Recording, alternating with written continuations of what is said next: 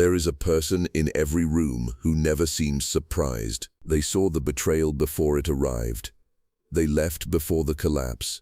They knew before anyone spoke a word. Nobody taught them this. No classroom, no book, no teacher ever stood up and said, "Here is how you read what is forming beneath the surface before it becomes visible to everyone else." And yet they know, because pattern recognition is not a gift.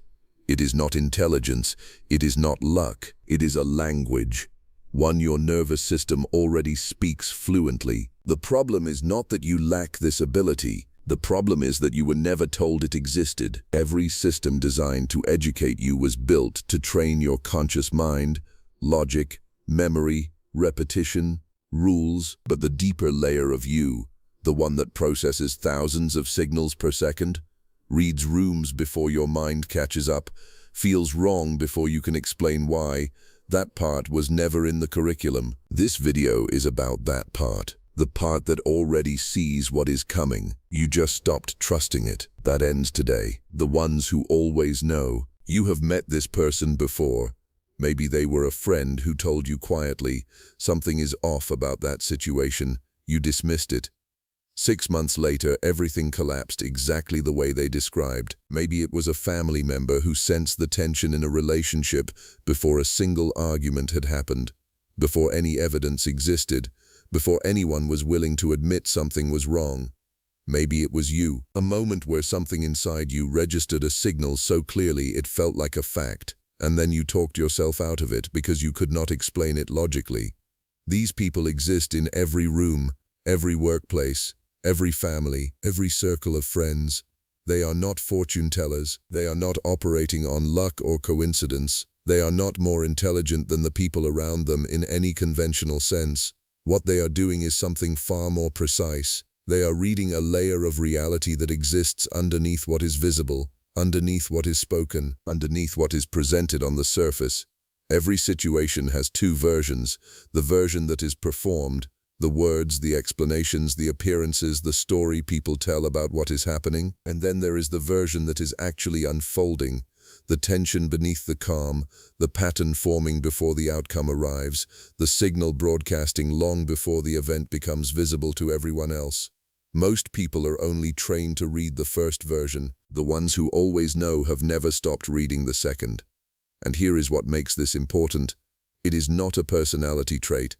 It is not something they were born with that you were not. It is not a rare gift distributed to a small percentage of people while the rest were left without it. It is a form of perception, one that every human being arrives in this world already carrying.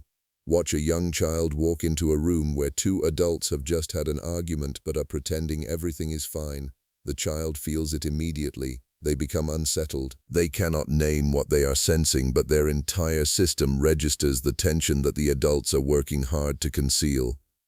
That child is not psychic. That child is simply reading what is actually there, the energy, the pattern, the signal, before the performance has had a chance to fully cover it. That child was you once. That ability never disappeared. It was not taken surgically. It did not vanish one morning without explanation. It was gradually taught to be silent, through years of being told to be logical, to look for evidence before drawing conclusions, to stop being so sensitive, to not assume, to wait for proof, to trust only what could be explained in clear and rational terms.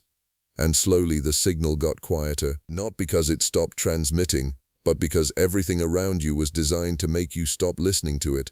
The ones who always know are simply the ones who never fully stopped listening, or the ones who stopped listening for a while and then made the decision to come back. They notice the small inconsistency in someone's behavior that does not match their words. They feel the shift in a room when the energy changes even though nothing visible has changed yet. They sense when a situation is moving towards something before the movement is detectable by logic or evidence. They are not alarmed by this. They do not announce it.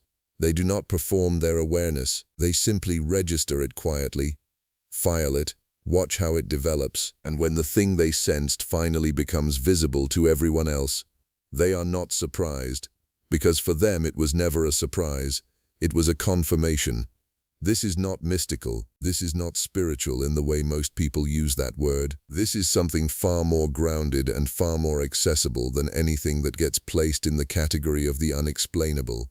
This is your nervous system doing what it was built to do, processing information at a speed and depth that your conscious mind cannot keep up with, reading microsignals in behavior, tone, timing, and environment that your logical brain has not yet assembled into a clear picture. The ones who always know are not operating from a different source than you. They are operating from the same source. They simply learned to stop dismissing what it tells them. And that is exactly what this video is going to return to you. Not as something new, not as something foreign or difficult or requiring years of practice, as something that was always yours, that never stopped working, that has been waiting quietly this entire time for you to stop overriding it and start trusting it again. The signal was never missing. You were simply taught to call it something else. Overthinking, paranoia, sensitivity, assumption. It was never any of those things. It was pattern recognition. And it is about to come back online. What was removed from you? You did not arrive in this world confused about reality. You arrived reading it perfectly. Before you had language, before you had logic, before anyone had taught you a single rule about how the world works. You were already processing it at a level that most adults have completely lost access to. As an infant, you could not explain why certain people made you feel safe and others made you feel uneasy. You could not articulate why some rooms felt heavy and others felt light. You could not put into words why you cried when the tension in the house rose, even though no voices were raised and nothing visible had changed. But you felt all of it, accurately, completely, without hesitation. You were not imagining it. You were not being dramatic. You were not confused or oversensitive or irrational. You were reading the reality of the situation with a precision that the adults around you had long since been trained to suppress in themselves. That was your natural state, pure, unfiltered perception.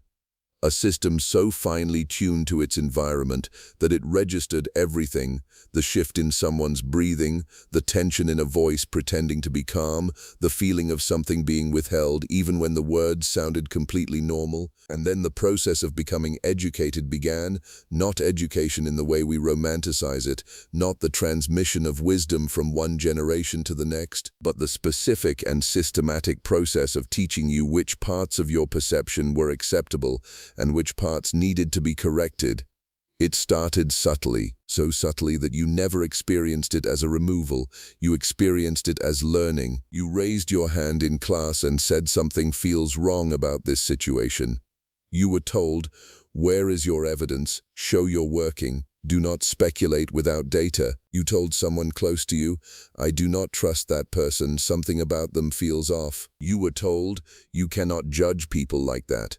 Give them a chance. Do not be so negative. You sensed that a situation was moving in a direction that nobody was acknowledging yet. You tried to name it and were told, you are overthinking. You are being paranoid. You are too sensitive. Stop looking for problems that do not exist yet. Every single time this happened, something very specific occurred inside you. You learned that your inner signal was unreliable. You learned that feelings without evidence were not valid. You learned that the logical explanation offered by someone with authority was more trustworthy than the wordless knowing you carried in your body. And you adapted, because that is what human beings do, especially young ones who depend on the approval and acceptance of the people around them. You learned to lead with logic, to wait for proof before trusting your perception, to silence the part of you that knew before the evidence arrived, because that part kept getting you into trouble. That part kept making you look irrational. That part kept separating you from the people around you who were all operating by the same agreed-upon rules of what counted as real and what did not. The school system did not do this maliciously. The people who raised you did not do this deliberately in most cases. The culture that shaped you was not running a conscious program designed to disconnect you from your own intelligence, but the result was the same regardless of the intention. A generation of people, an entire population of people who are deeply educated in the language of logic and almost completely illiterate in the language of pattern. Think about what was rewarded throughout your entire education. The right answer. The provable answer. The answer that could be demonstrated through a sequence of steps that another person could follow and verify. Think about what was never on any exam. Reading the energy of a room. Sensing what is forming beneath the surface of a situation, recognizing that someone's behavior is following a pattern that will produce a specific outcome long before that outcome arrives, trusting a feeling that has no logical explanation but has never been wrong. These things were not just absent from the curriculum, they were actively discouraged whenever they appeared. Because a system built on measurable outputs has no use for unmeasurable intelligence. A system designed to produce predictable and manageable people has no interest in cultivating the kind of deep perception that sees through performance, reads beneath surfaces, and refuses to be fooled by appearances. And so piece by piece the thing you arrived with was quietly set aside, not removed violently, not taken in a single moment you could point to and name, replaced gradually with safer things, more acceptable things, things that could be tested and graded and approved. Your pattern recognition did not disappear. It went quiet. It retreated to the background of your experience where it continued operating, showing up as gut feelings you dismissed, as unease you rationalized away, as a knowing you overrode with logic because you had been taught for so long that logic was the only reliable guide. But here is what was never explained to you.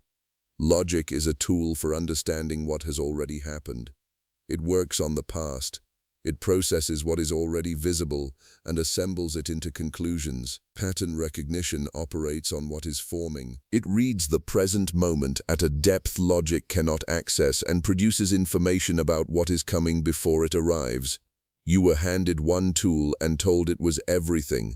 The other tool, the deeper one, the older one, the one you were born fluent in, was quietly placed out of reach, not because it was inferior, because it was harder to control a person who trusted it fully. And now you are old enough and aware enough to reach back for it. It is still there. It never stopped working. It was simply waiting for you to stop apologizing for it and start using it again. The language beneath the language. Everything speaks before it is ready to be heard.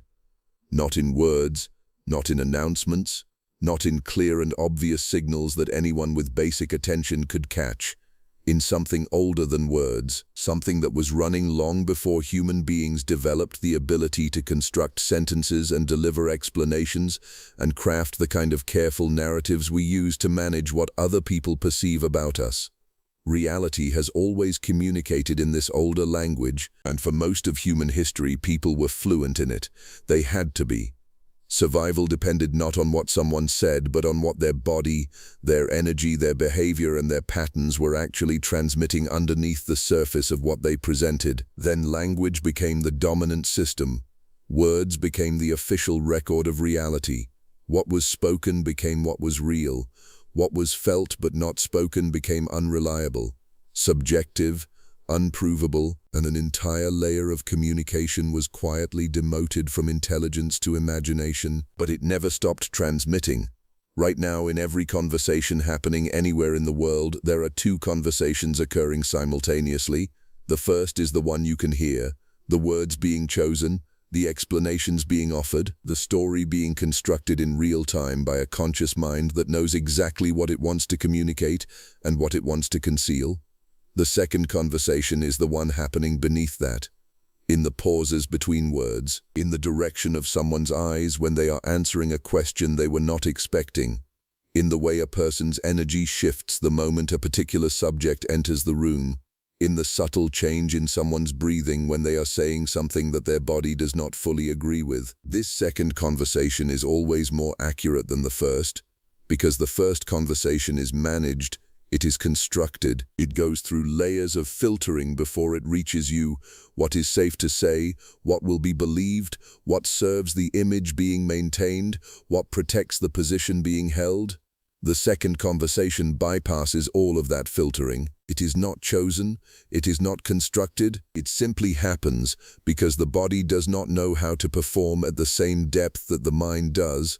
The body responds to what is actually true even when the mind is working hard to present something different. This is why you have sat across from someone who was telling you everything was fine and felt in your chest that nothing was fine at all. This is why you have been in a meeting where everyone was agreeing and felt the undercurrent of something that nobody was willing to name. This is why you have watched a situation that looked completely stable from the outside and felt with absolute certainty that something was about to break, weeks or months before anything visible confirmed what you were sensing. You were not imagining those things. You were reading the second conversation, the one beneath the language. The one that reality was broadcasting clearly even while the surface remained composed and controlled and convincing. Now here is what makes this profound. The signals in that second conversation are not random. They are not noise. They are not vague impressions that mean nothing specific.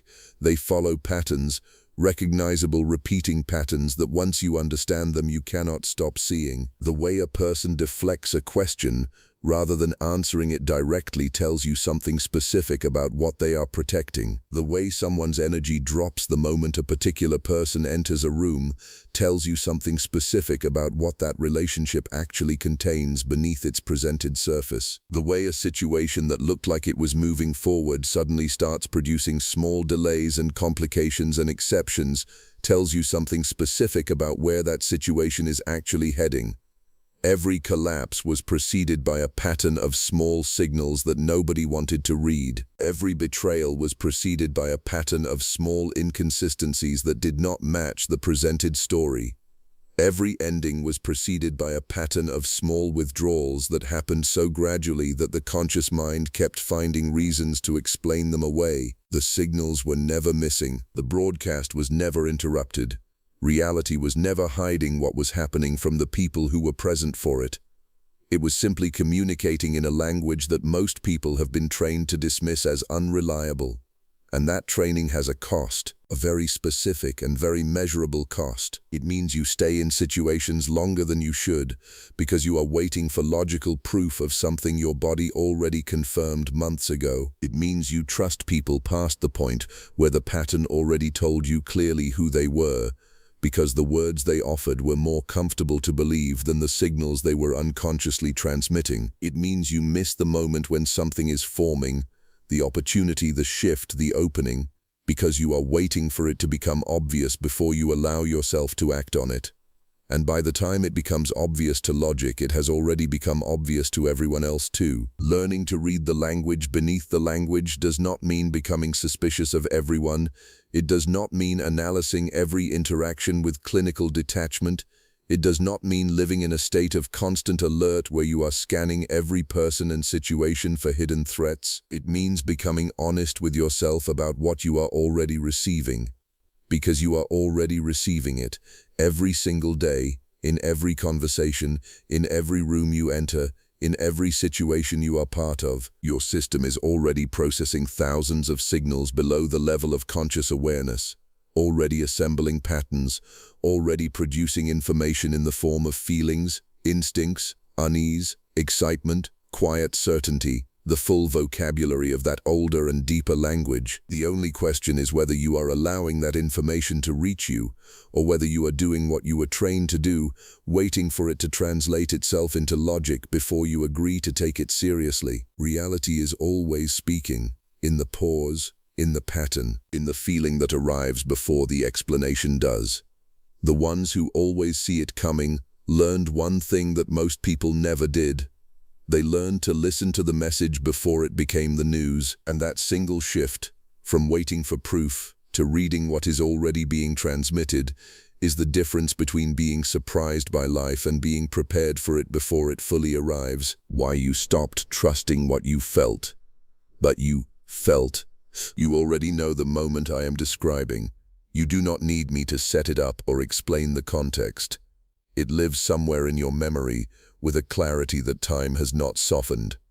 The moment you felt something with complete certainty and then talked yourself out of it, not because the feeling was weak, not because it was vague or unclear or easy to dismiss, because everything around you insisted that the feeling was not enough, that you needed more than that you needed evidence, that you needed logic, that you needed something you could point to and defend in front of another person who would then agree that yes, based on this information, your concern is valid.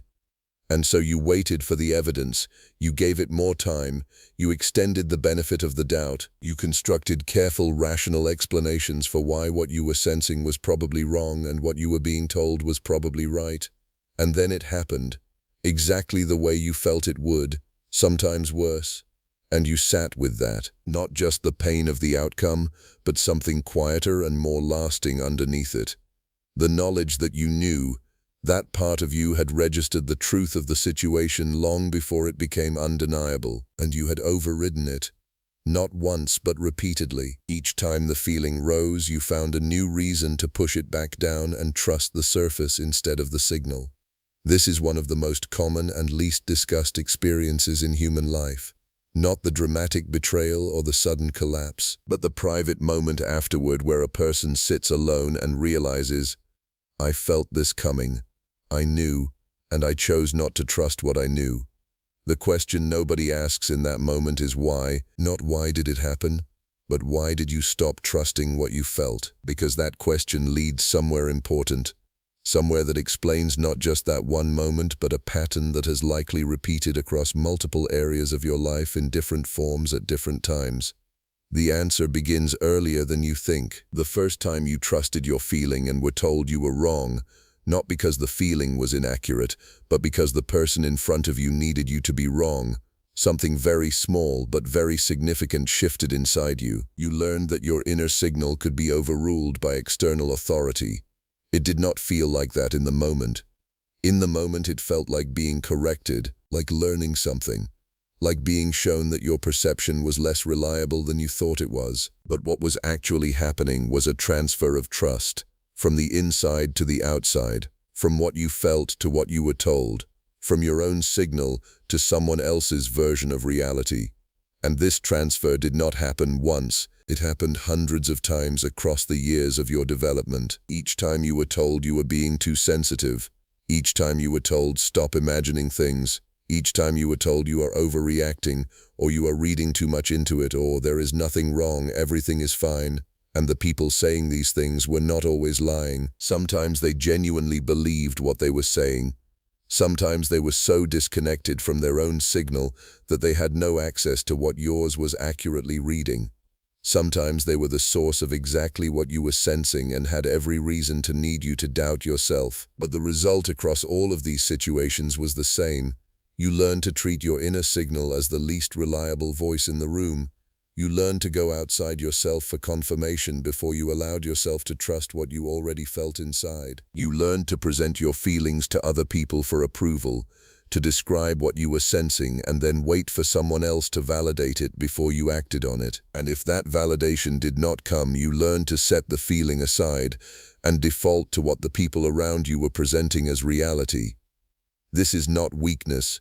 This needs to be stated clearly and without any ambiguity. This is an adaptation, a completely rational response to an environment that consistently punished internal trust and rewarded external compliance. You were not broken by this process. You were shaped by it, the way every human being is shaped by the specific environment they had to navigate in order to belong, survive, and be accepted by the people they depended on. But the shape it left you in has a cost, because when you make a habit of overriding your signal, when you practice it enough times that it becomes automatic, you do not just stop acting on what you feel, you start to genuinely doubt that what you feel is real. This is the deeper damage. Not that you ignored the signal once, but that the repeated practice of ignoring it eventually produced a person who questions whether the signal is worth listening to at all. You start to experience your own perception as a liability rather than an asset. You start to apologize for your instincts before you even share them. You start to pre-dismiss what you are sensing before it can be dismissed by someone else, because you have learned that it will be and you would rather do it yourself first. And somewhere in that process, the connection between you and your own inner intelligence became so layered with doubt and second-guessing and preemptive dismissal that you stopped experiencing it as a clear signal at all. It started arriving in fragments, in uneasy feelings you could not explain, in a low-level sense that something was off that you could never quite articulate clearly enough to justify acting on, in a quiet voice that kept speaking even as everything around you worked to drown it out. A voice you had trained yourself to interpret as anxiety or paranoia or oversensitivity, rather than accurate information. But here is the truth underneath all of that. The signal never became less accurate, it became less trusted. And those are two completely different things. Your perception did not degrade. Your confidence in your perception did. The thing that was damaged was not the instrument itself, but your willingness to believe what the instrument was telling you, and that willingness can be rebuilt, not through years of therapy or dramatic personal transformation, through something much simpler and much more immediate. Through the practice of going back, of looking at the moments in your life where you knew and overrode it, not to punish yourself for the override, but to give yourself the evidence that your signal has always been working even when you were not listening to it. Because once you see that pattern clearly, once you look back across your own history and recognize how many times the feeling was right and the override was wrong, something shifts.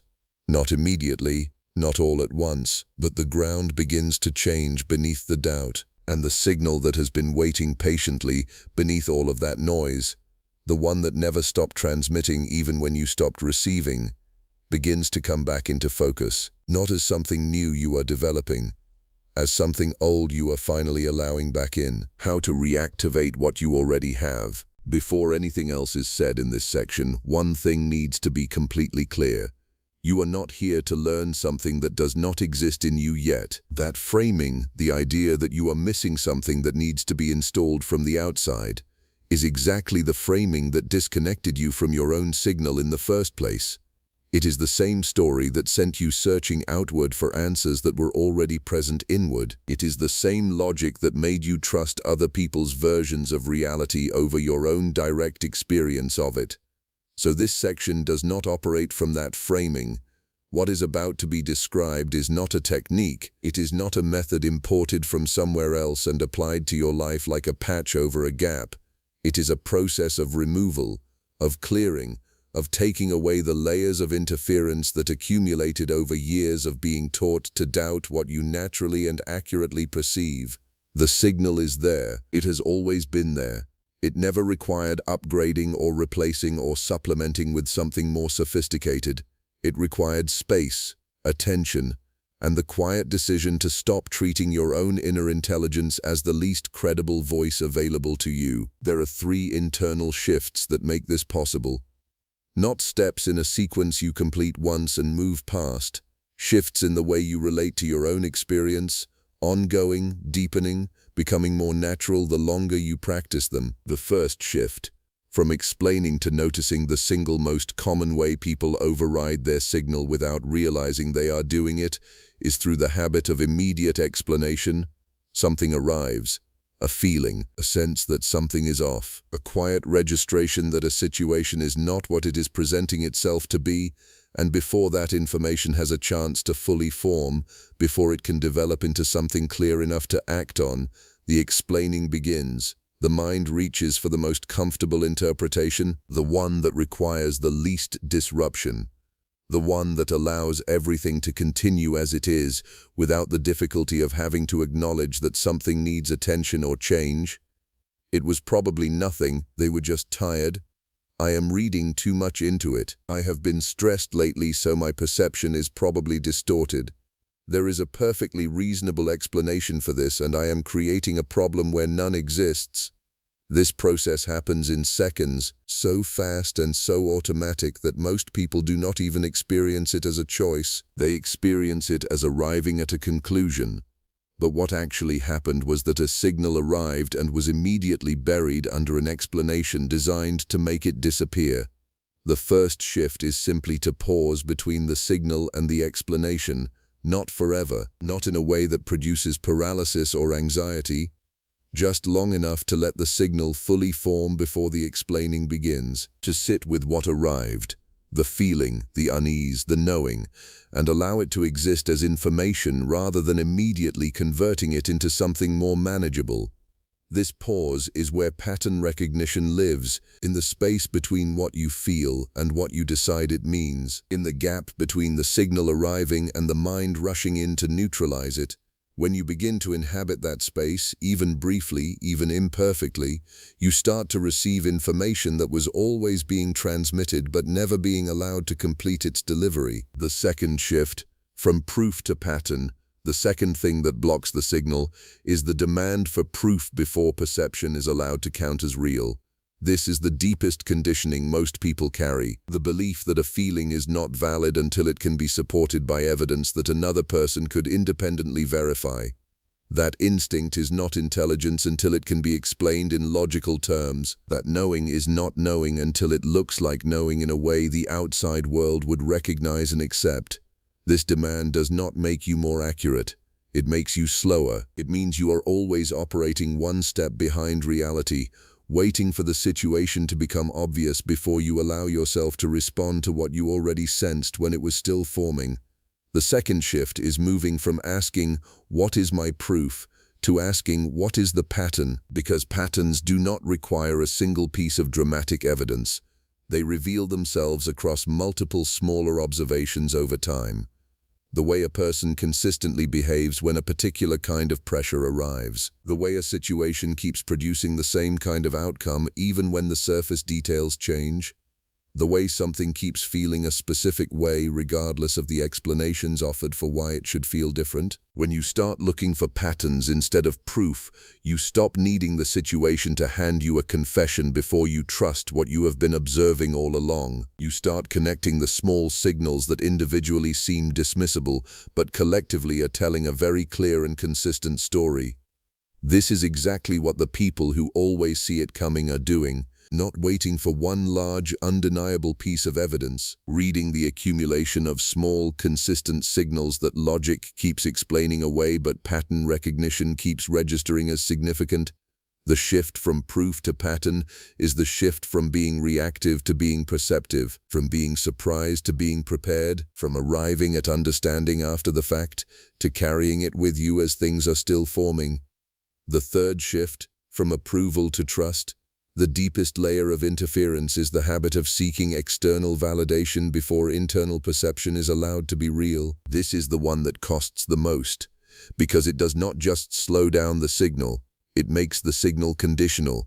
It means your own inner intelligence only gets to count when someone else agrees with it, and when they do not agree, when they offer a different explanation or express confidence in a different version of reality, the signal gets set aside in favor of their version. The third shift is the decision to let your perception be real before it is confirmed. Not recklessly, not in a way that closes you off to new information or makes you rigid and unteachable, but in the foundational sense that what you feel is worth taking seriously before you have anyone else's permission to take it seriously. This shift is the most uncomfortable of the three because it requires something that years of conditioning worked hard to remove from you: the willingness to trust yourself in the absence of external agreement. It will feel uncertain at first.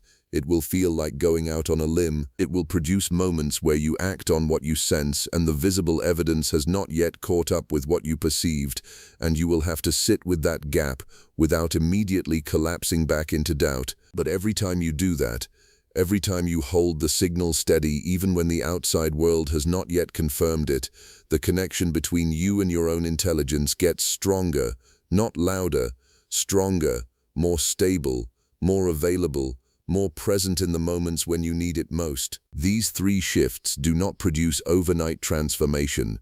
They produce something better and more lasting than that. They produce a person who is gradually becoming impossible to fool, not because they are suspicious or closed or operating from fear, but because they are finally receiving the full transmission of what their own system has been broadcasting all along. The interference is lifting, the signal is returning, and the version of you that always knew, the one that sensed it before it happened, felt it before it was visible, understood it before it was explainable, is coming back online.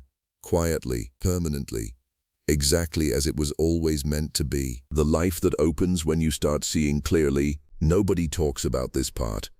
Every conversation about awareness and perception and inner intelligence focuses on what you gain: the clarity, the confidence, the ability to read situations before they fully arrive, the sense of being ahead of what is forming instead of always catching up to what already happened.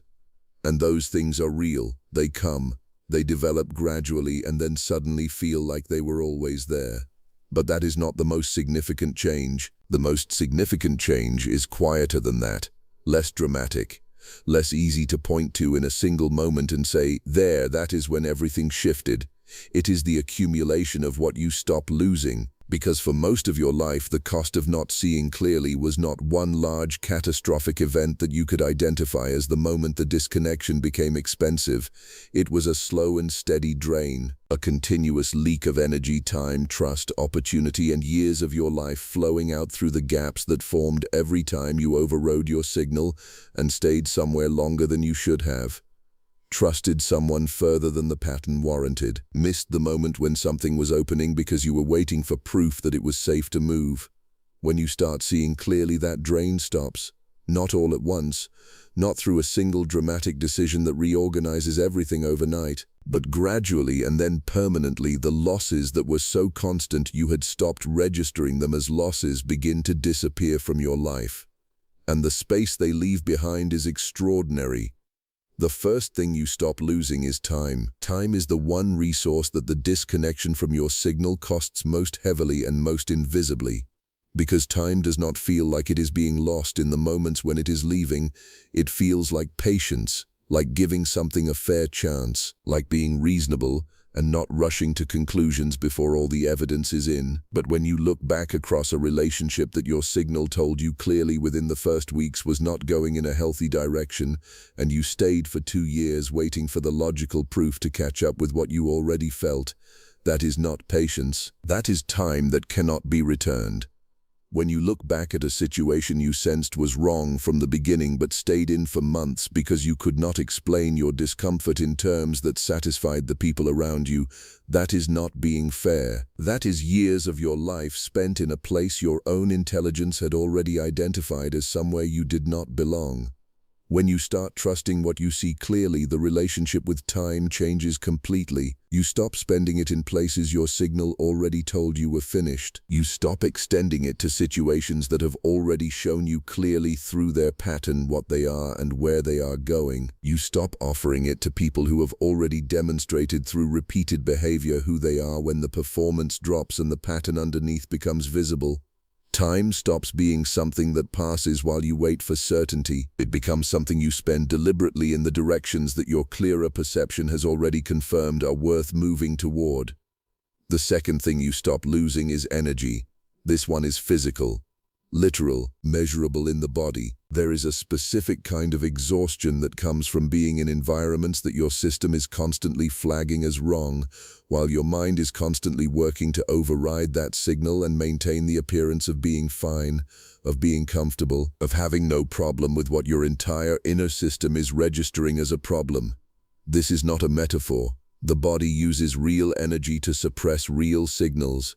The effort of staying calm in situations your nervous system identifies as threatening, the effort of appearing trusting toward people your pattern recognition has already marked as inconsistent, the effort of maintaining enthusiasm for directions your deeper intelligence has already assessed as misaligned. Most people carry this exhaustion for so long that they stop identifying it as exhaustion caused by something specific.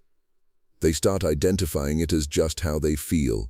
Just their baseline, just the normal weight of being alive and navigating a complicated world. When the signal is trusted and the suppression stops, the energy that was going into that constant override becomes available again. Not as a sudden rush of vitality that announces itself dramatically, as a quiet return of capacity, a sense of having more available than you did before, a reduction in the baseline weight that had become so familiar you had stopped noticing it was there. You feel lighter not because your circumstances changed overnight, but because you stopped carrying the internal cost of arguing with your own perception every single day. The third thing you stop losing is the right moment. Timing is everything, and pattern recognition is fundamentally a timing instrument.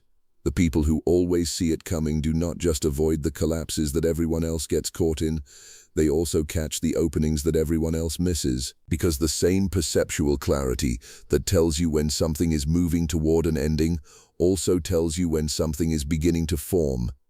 When an opportunity is still in its early signal stage before it becomes obvious to everyone and therefore far more competitive and difficult to access, most people miss the right moment, not because they are unlucky or because timing works against them specifically. They miss it because they are operating on a delay, waiting for the signal to translate itself into something logical and provable and safe before they allow themselves to act on it. And by the time that translation is complete, the moment has already moved past the point where early action would have made the greatest difference. When you start seeing clearly, your relationship with timing transforms. You begin to move earlier, not impulsively, not without awareness, but from a place of genuine perception rather than delayed reaction. You recognize what is forming while it is still forming. You position yourself relative to what is coming rather than scrambling to respond to what has already arrived. And across time, this changes everything. The relationship you enter before it becomes a situation everyone is competing for. The decision you make while there is still space to make it cleanly. The direction you move in while the path is still open rather than after the window has closed and what remains is harder and more costly than the original moment would have been. The fourth thing you stop losing is yourself. This is the one that matters most and gets spoken about least. Every time you override your signal to maintain someone else's comfort, you lose a small piece of your own sense of reality. Every time you dismiss what you feel to avoid the difficulty of acknowledging what you perceive, you create a small separation between yourself and your own experience. Every time you accept someone else's version of events over what your own direct perception was clearly telling you, something in you gets a little quieter, a little less certain, a little more dependent on outside confirmation to feel stable in your own understanding of what is real. Across years, this accumulation produces something that is very difficult to name but very easy to feel, a sense of being slightly removed from your own life, of watching it happen rather than fully inhabiting it, of knowing somewhere underneath everything that there is a version of you that is more present, more certain, more connected to what is actually real, but not quite being able to access that version consistently. When you start seeing clearly, that separation begins to close, not because your external circumstances change immediately, but because you stop creating the internal conditions that produce the separation in the first place. You stop arguing with your own perception. You stop apologizing for what you notice. You stop making yourself smaller and quieter and less certain in order to accommodate versions of reality that your own signal was never confused about.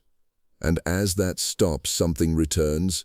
A groundedness, a presence, a sense of being fully inside your own life rather than observing it from a slight and exhausting distance. This is what clarity actually produces in a life. Not just the ability to see what is coming before it arrives, but the return of a self that is stable enough, present enough, and trusting enough of its own perception to live from the inside out rather than from the outside in. You stop losing time in the wrong places. You stop losing energy to constant internal suppression. You stop losing the right moment because you were waiting for permission to trust what you already saw. You stop losing yourself to the slow erosion of overriding what you know in order to maintain what is comfortable for everyone around you. And what fills the space where all of that loss was living is not complicated. It is simply your actual life. The one your signal was always trying to guide you toward. The one that was always there waiting on the other side of the decision to finally trust what you already knew. You did not need more information. You needed to stop losing what you already had. And now that you can see clearly, you will. You came into this world already knowing. Not partially, not in fragments, completely. You could read a room before you had words for what you were reading. You could feel the truth of a situation before anyone around you was willing to name it. You could sense what was forming before it had taken any visible shape at all. That was never a coincidence. That was never luck or sensitivity or imagination. That was your signal, working perfectly, exactly as it was designed to. And somewhere across the years of being taught what counted as real and what did not, what was acceptable to trust and what needed to be dismissed, that signal got quieter, Not because it weakened, because you were trained to stop receiving it, but you are here now, which means something in you already knew that what was taken can be returned, that what went quiet can speak again, that the version of you who always sensed it before it arrived was never lost, only waiting. The patterns were always there, the signal was always transmitting. The only thing that ever stood between you and seeing clearly was the decision to trust what you already feel before the world gives you permission to feel it. That decision is yours now, and it always was.